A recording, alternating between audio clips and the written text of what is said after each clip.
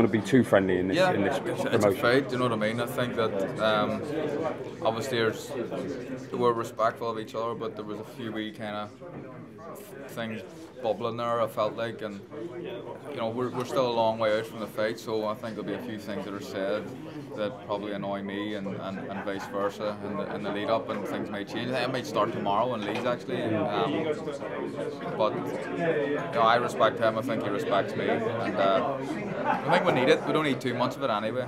But it's always interesting, isn't it, when you fire a little sly dig here and there. It gets people excited. You're spending a lot of time together this week in the three presses, and then you're both at the board awards because you're both up for awards. Oh shit! No, I so about that.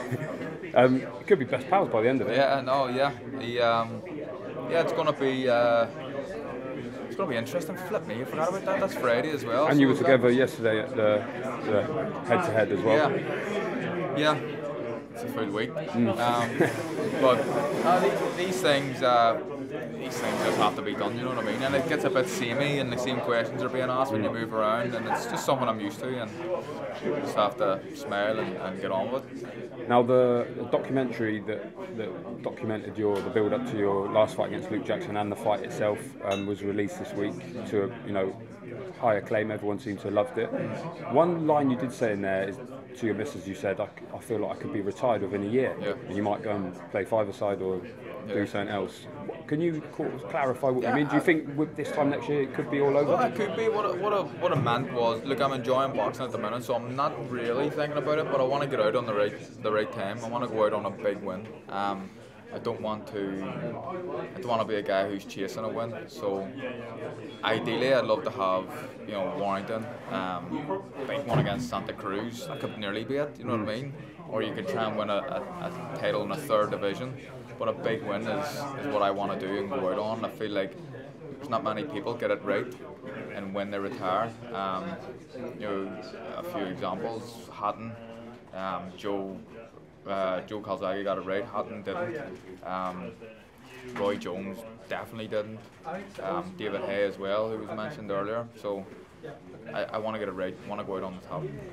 Santa Cruz seems like the one that you keep talking about, almost like it's gnawing away at you. Do you think if the results was the other way around and he'd beaten you the first time and you were sort of off the back of a win, do you feel like you'd feel this strongly about him? If you'd left it on you beating him, do you feel like you crave the fight? I don't know. Yeah, because it's one each. You know what I mean? It's like it's one apiece. You can't leave it at that. And I feel like if I was in his position, I don't want to sound like I'm harping on about it all the time, but I am because I want it. He's kind of said something there recently, and a lot of people picked up on it and got really excited, but I didn't in the slightest. It was all about just a small interview he done. Kind of mentioned my name. I think I would need to beat someone like Warrington, go into the new year with the title, and then we can make that fight. Where do you think Josh will sort of rank in your list of career wins? Because you've had some big ones already. Well, it would be right up there, I think. Depending on how you look at it, it could be the sweetest of all because I've been written off so many times. So, it's not an easy fight, but I believe I've beaten better fighters than Josh Warrington. It would be right up there. I would need to sit down and think about that. Definitely, it's going to be the sweetest win. In terms of the hardest fight, it may not be, could be. I'll be preparing like it is, but it'll be up there as a big win for me, definitely. It's 3 days before Christmas, so one of you is having the worst Christmas ever. Yeah. Unless it's a draw. Yeah. But I mean, that must be a motivation as well, because you're a family man and coming off the back of a defeat in a world title fight must be the worst possible way. Look, of course, it's not something I'm thinking about, to be honest, but it would be much nicer sitting at home with a brand new belt and as a world champion at Christmas if I lost the fight, but I'm not thinking about that, and I believe again that if I performed to my best, I'm a better fighter than him and I win the fight.